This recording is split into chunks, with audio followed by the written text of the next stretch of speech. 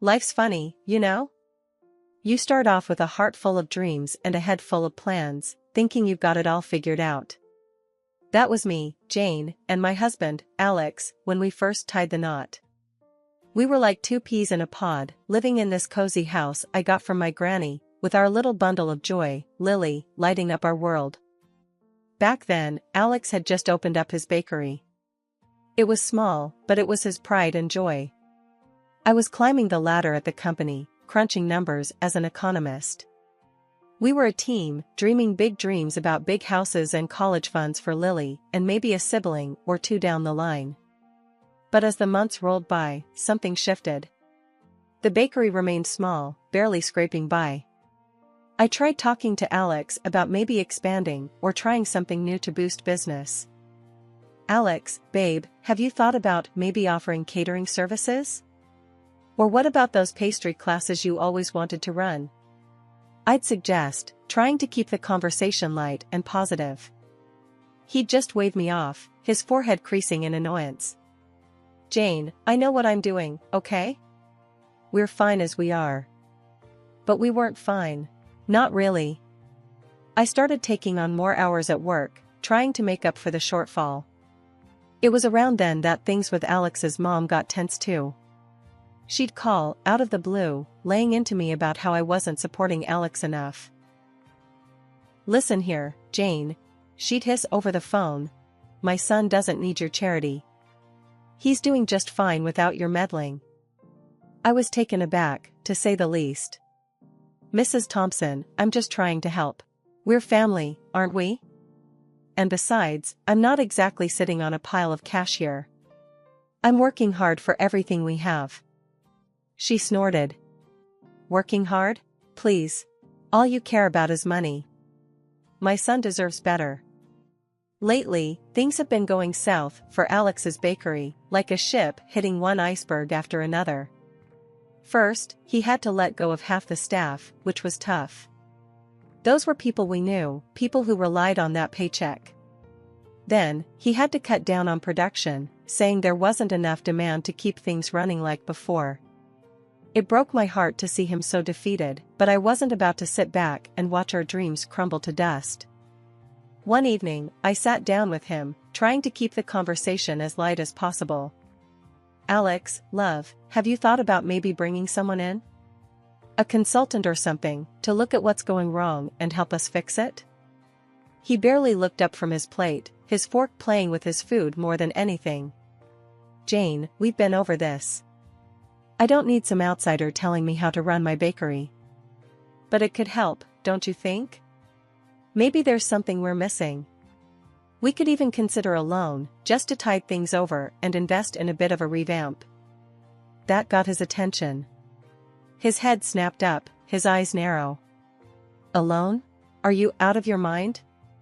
We're already hanging by a thread, Jane. And now you want us to drown in debt? I tried to keep my voice calm, even though frustration was bubbling inside me.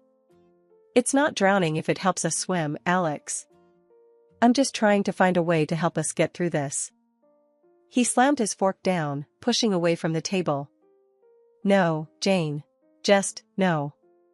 And with that, he stormed out, leaving me sitting there, staring at his uneaten dinner.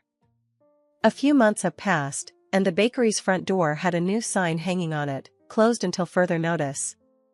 It was like a punch to the gut every time I walked past it. Inside our home, the air was thick with unspoken words and frustration. Alex had retreated into himself, spending days on end flipping through job listings with a scowl, his pride bruised and battered. One evening, after a particularly long day at work, I found Alex slumped on the couch, the glow of the TV casting shadows across his face. Alex, we need to talk about you finding a job, I started, trying to keep my voice steady and calm. He didn't even look up. I'm looking, Jane. Looking or scrolling through social media? I couldn't help but let a bit of sarcasm slip. We need income, not just, whatever this is. Finally, he looked at me, his face set in a stubborn line. I told you, I'm not settling for some entry-level crap. I have a degree, Jane. I was a businessman. I'm not going to be someone's lackey. Your business failed, Alex. I reminded him, a little more harshly than I intended. We can't afford your pride right now. We need practical solutions. Real income. That set him off. So, what? You think I'm just a failure, is that it? You don't think I can make it back to the top? It's not about what I think, I tried to reason. It's about reality. We have bills, a daughter to think about. He didn't let me finish. Forget it, Jane. You wouldn't understand. You're just like everyone else, trying to keep me down. The argument spiraled from there, harsh words thrown back and forth until he stormed out, slamming the door behind him. Not long after that mess, his mother called. As soon as I heard her voice, I braced myself. Jane, you need to do something about getting Alex a job at your place. A good one, she demanded, as if it were the simplest thing in the world. I almost laughed. Mrs. Thompson, it doesn't work like that. I started at the bottom and worked my way up. They don't just hand out high positions based on a request, especially not to someone with no experience in the field. She huffed. You need to support your husband more, Jane. He's got potential, you're just holding him back. The conversation went in circles, her accusing me of not doing enough, of not caring enough, while I tried to explain the reality of our situation. It ended with her hanging up on me, leaving me feeling even more isolated and frustrated. And so, days turned into weeks, with Alex barely lifting a finger around the house, consumed with his phone or the TV, leaving me to juggle work, household chores, and taking care of Lily. Every attempt to talk to him about responsibilities, about being a part of this family, was met with defensiveness or outright avoidance. Can you at least pick up Lily from school today? I asked one morning, hoping for a small win. I'm busy, Jane, was his dismissive reply, not even specifying what he was busy with. Doing what, Alex? What's so important that you can't help with your daughter? He just shrugged, that infuriating, indifferent shrug that made my blood boil. Just stuff. You wouldn't get it. That's how it was now. Him, wrapped up in his world of whatever, me, trying to keep everything else from falling apart. Every conversation a battle, every day a little harder than the last. Things between Alex and me hadn't been great, but I never expected to find out he was taking cash right out of my purse.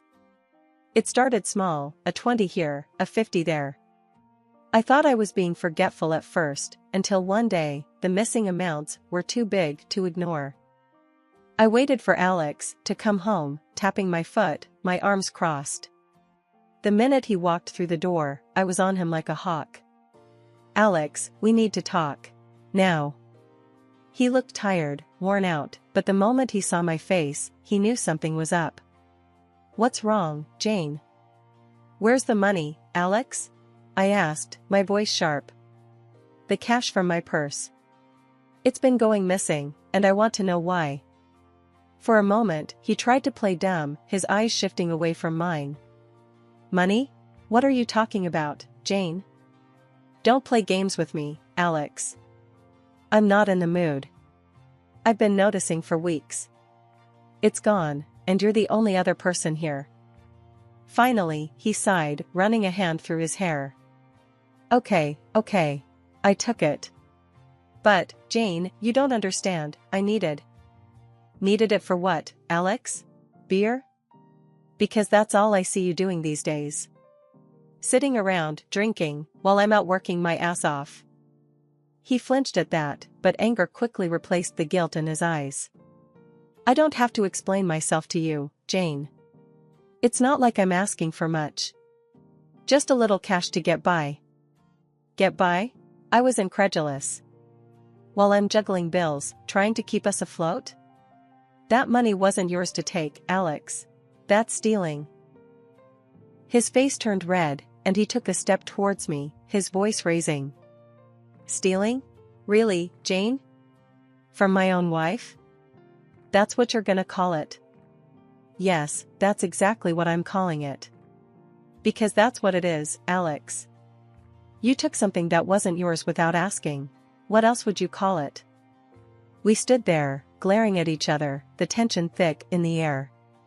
It felt like a chasm had opened up between us, one filled with betrayal and hurt. Before I could say anything else, his phone rang. He glanced at it and then stormed off into the other room, leaving me standing there, fuming and heartbroken.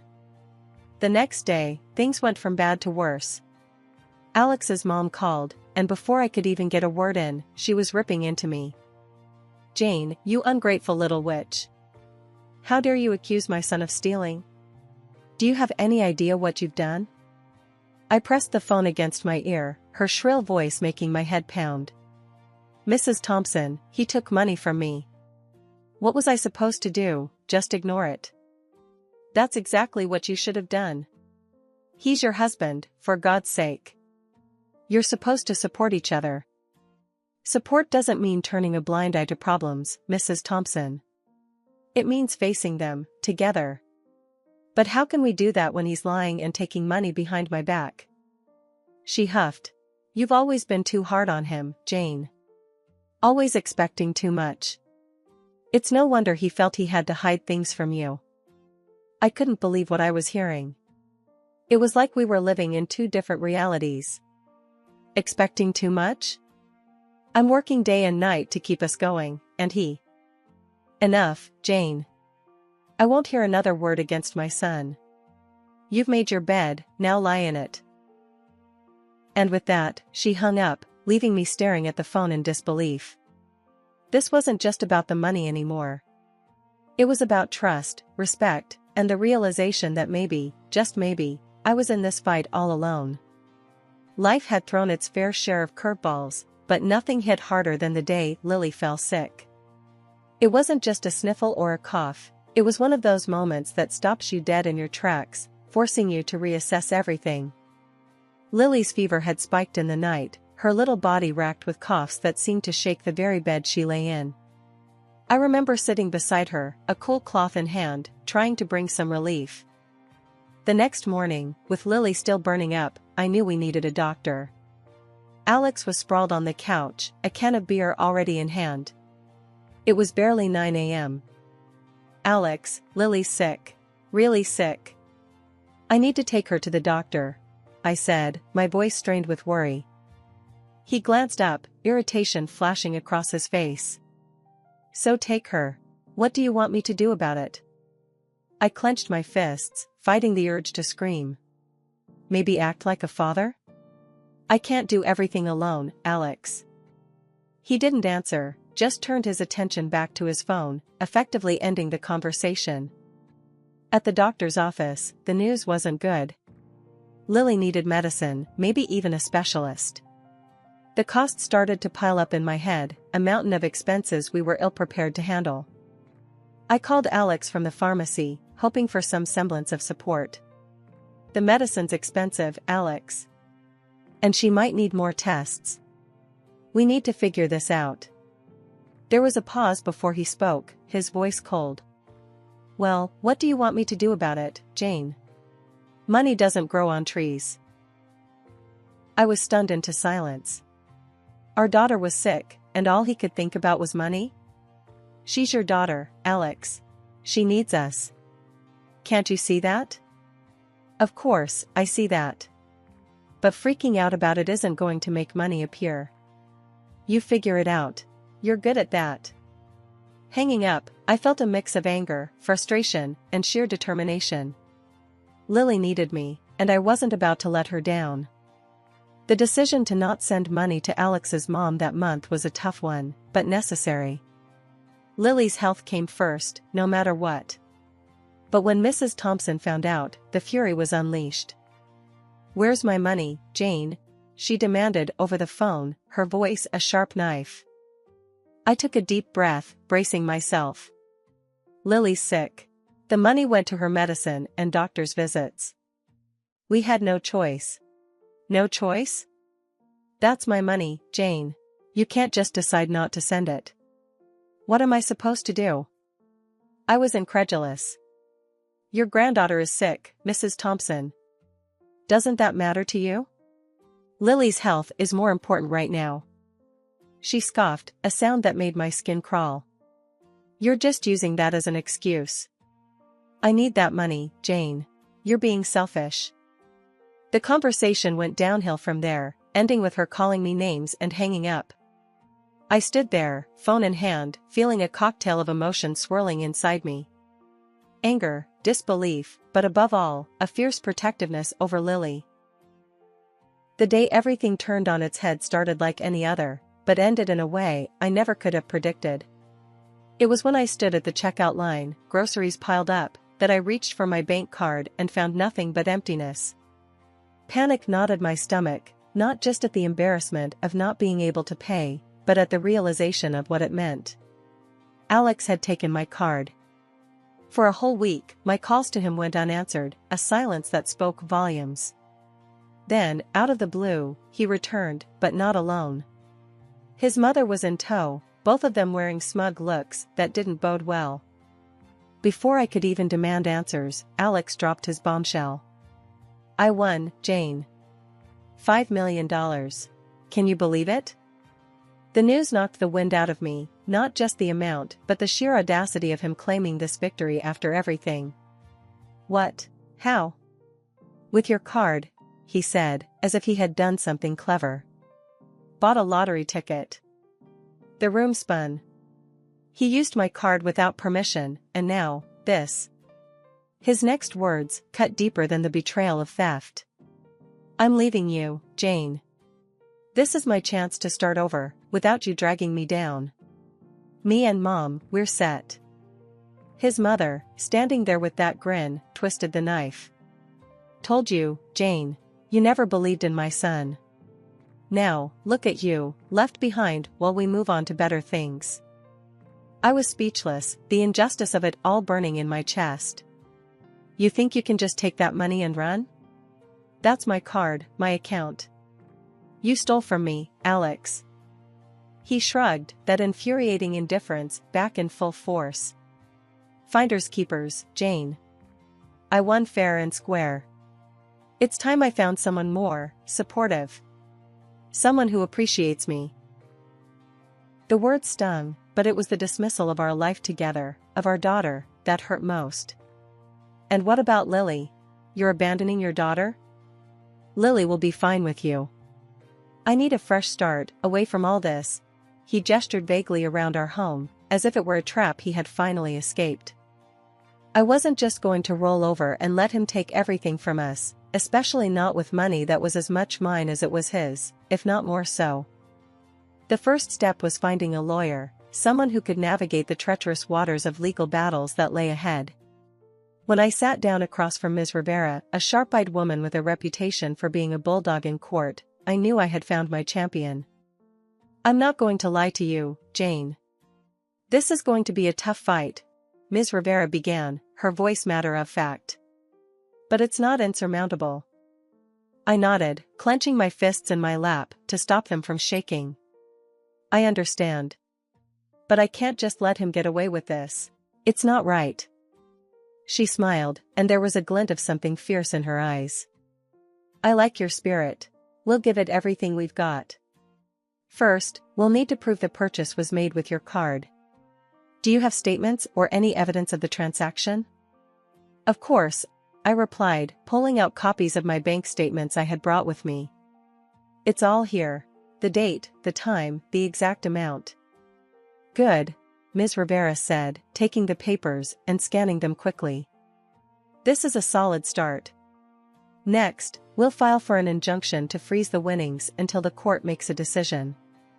It's going to make him and his mother very unhappy, but it's a necessary step. The thought of facing Alex and his mother again made my stomach churn, but the fire Ms. Rivera had ignited in me burned brighter. Let them be unhappy. After everything they've done, it's the least they deserve. The day we served Alex with the papers, I saw him for the first time since he left.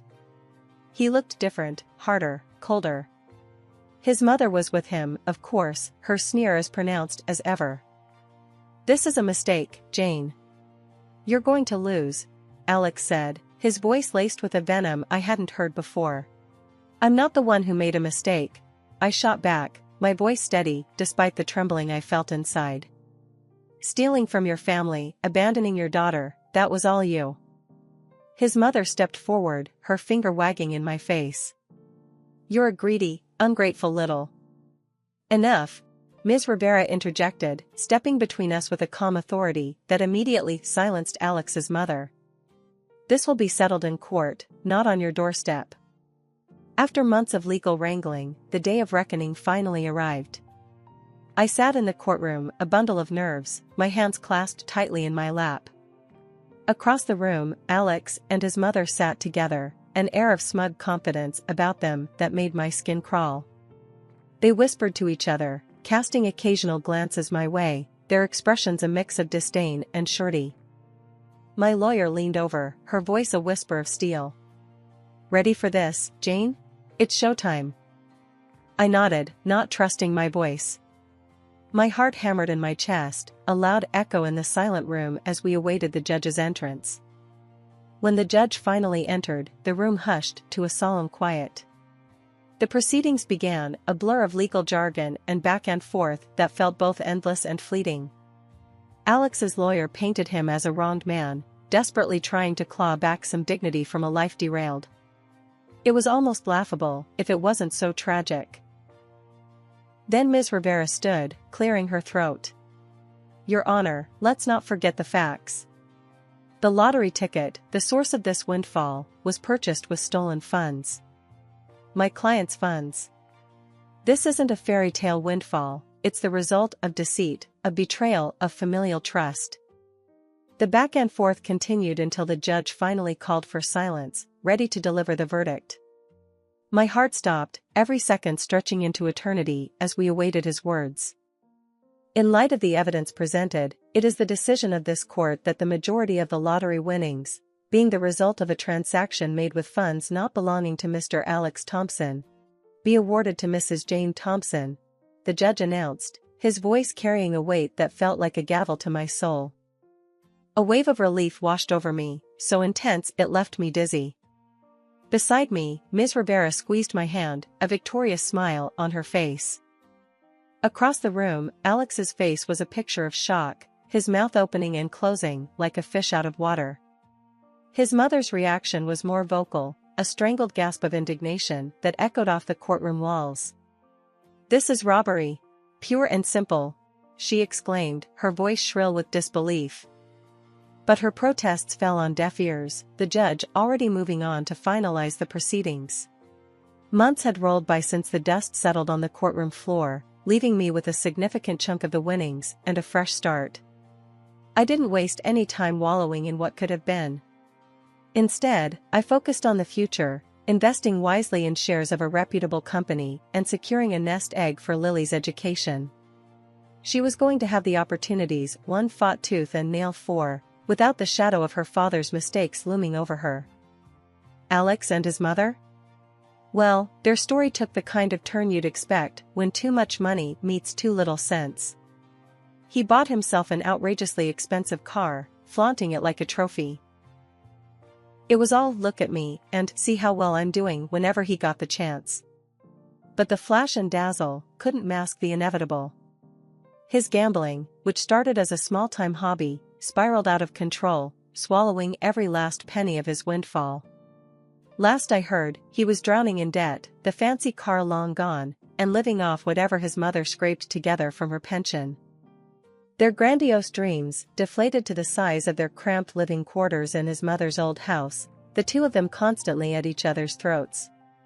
Alex never did get a job, pride and laziness anchoring him to his mother's couch as firmly as if he were cemented there. One afternoon, while Lily and I were at the park, enjoying the kind of peaceful, simple moment that had become our new normal, Sarah, my steadfast friend through thick and thin, sidled up beside me on the bench. Jane, you heard about Alex? She asked, a note of pity in her voice that I didn't need. I nodded, keeping my eyes on Lily as she laughed, swinging higher and higher. Yeah, heard he's hit rock bottom. Sarah shook her head. It's a damn shame, isn't it? All that money, and nothing to show for it. I sighed, a small part of me still aching for the man I once loved, for the father Lily deserved but didn't have. It is a shame, but we're moving on, Sarah. We're happy. Our conversation drifted to lighter topics, but as I sat there, basking in the late afternoon sun, my thoughts briefly wandered to Alex.